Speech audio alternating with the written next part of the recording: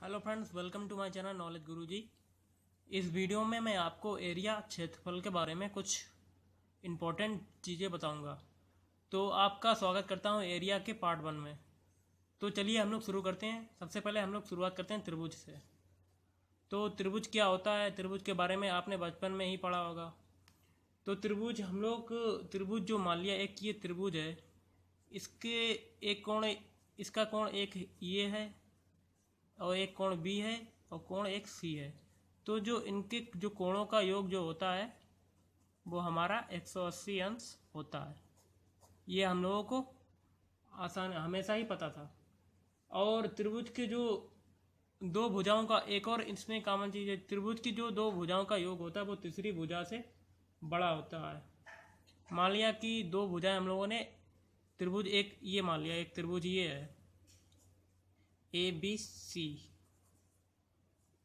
तो इनकी दो भुजाएं हम लोगों ने मान ली कोण ए, सॉरी दो भुजाएं ए मान ली, एक दूसरी भुजा हम लोगों ने, एक भुजा हम लोगों ने ए बी मानी, दूसरी भुजा बी सी मानी। तो इनका जो योग होता है तीसरी भुजा जो आ रही है ए सी से बड़ा होता है। आई होप आपको ये कॉन्सेप्ट समझ में आया होगा, ये तरीका समझ में आया होगा। तो चलिए हम लोग चलते हैं समकोण त्रिभुज की ओर। जो ऊपर मैंने फिगर बनाया हुआ है समकोण त्रिभुज में, एक समकोण त्रिभुज हम लोग बना लेंगे और इसमें बिंदु मान लेंगे ए बी सी।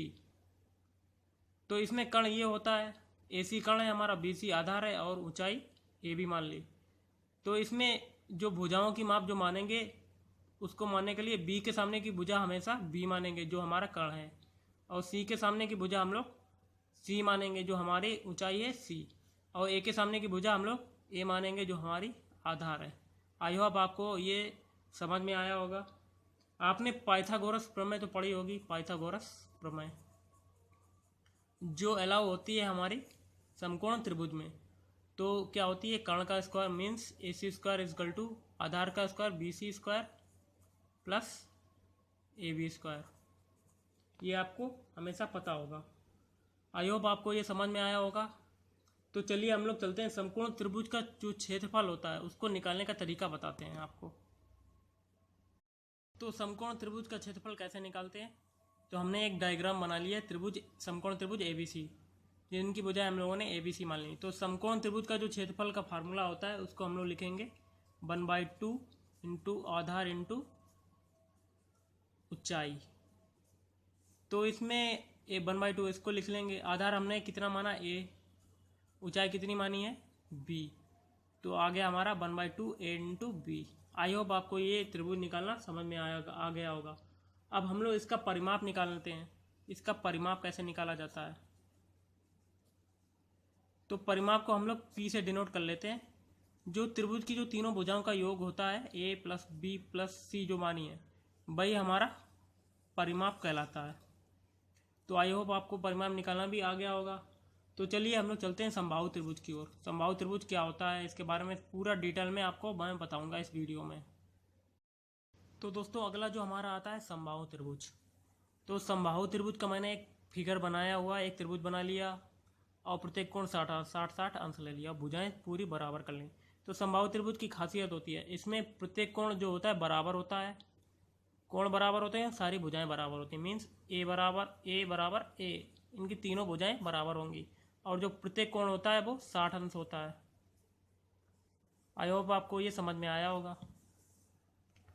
अब हम लोग निकालते हैं समबाहु त्रिभुज का क्षेत्रफल कैसे निकाला जाता है। तो समबाहु त्रिभुज का क्षेत्रफल क्या होता है, समबाहु त्रिभुज का क्षेत्रफल का फार्मूला आपको पता होगा, आई होप।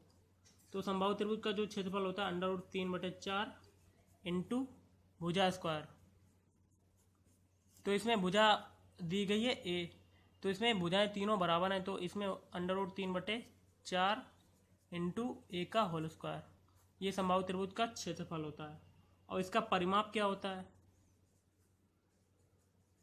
परिमाप होता है इसका भुजा इंटू 3। तो इसकी भुजा क्या है ए, तो 3 इंटू ए हो जाएगा। आई होप आपको समबाहु त्रिभुज के बारे में पूरी नॉलेज हो गई होगी। तो चलिए एक त्रिभुज के बारे में कुछ नोट डाउन आप कर लीजिए, जो त्रिभुज के बारे में बहुत ही इंपॉर्टेंट चीज़ है। तो त्रिभुज एक हमारा ऐसा भी होता है, तो मैंने समकोण त्रिभुज की तरीका ही इसमें भुजाएं मान ली। ए के सामने की भुजा ए मानी, बी के सामने की बी और सी के सामने सी। तो इस प्रकार के त्रिभुज का क्षेत्रफल निकालने के लिए फार्मूला क्या होता है, क्षेत्रफल को यस मान लेंगे। तो इसका क्षेत्रफल होता है हम लोगों की S minus A S minus B S minus C. ये त्रिभुज का क्षेत्रफल निकालने का पुराना फार्मूला है, ये आपने बचपन में पढ़ा होगा। तो यस क्या होता है हमारा, यस जो होता है हमारा अर्ध परिमाप होता है। मीन्स तीनों भुजाओं को हम लोग कल जोड़ लेंगे और बट्टे 2 का भाग दे देंगे, ये हमारा अर्ध परिमाप आ गया। और इसका जो परिमाप होता है क्या होता है त्रिभुज का परिमाप, तो इसका समकोण त्रिभुज की तरीका ही परिमाप होता है। तो इनकी तीनों भुजाओं को का जो एडिशन होगा, योग होगा, भाई हमारा परिमाप तीनों भुजाओं का कहलाता है। आई होप आपको ये पूरी नॉलेज हो गई होगी त्रिभुज के बारे में। तो इस वीडियो में मैं इतना ही आपको बताता हूँ। अगले वीडियो में मैं आपको चतुर्भुज, समांतर चतुर्भुज, आयत और वर्ग के बारे में पूरा डिस्कस से ही बताऊँगा। अगर आपको ये वीडियो अच्छा लगे तो प्लीज़ मेरे चैनल को सब्सक्राइब करें और इस वीडियो को लाइक और शेयर जरूर करें अगर आपको ये पसंद आए। आपके सब्सक्राइब से ही सब्सक्राइब करने से मेरा जो होता है हौसला वो पूरा बुलंदी पे आ जाता है, जिससे कि मैं और अच्छे अच्छे वीडियो डालने की कोशिश करता हूँ। अगर आप लाइक करते हैं तो मेरा और भी हौसला बढ़ेगा, जिससे कि मैं आपको अच्छे अच्छे ट्रिक से बना के वीडियो बताऊँगा।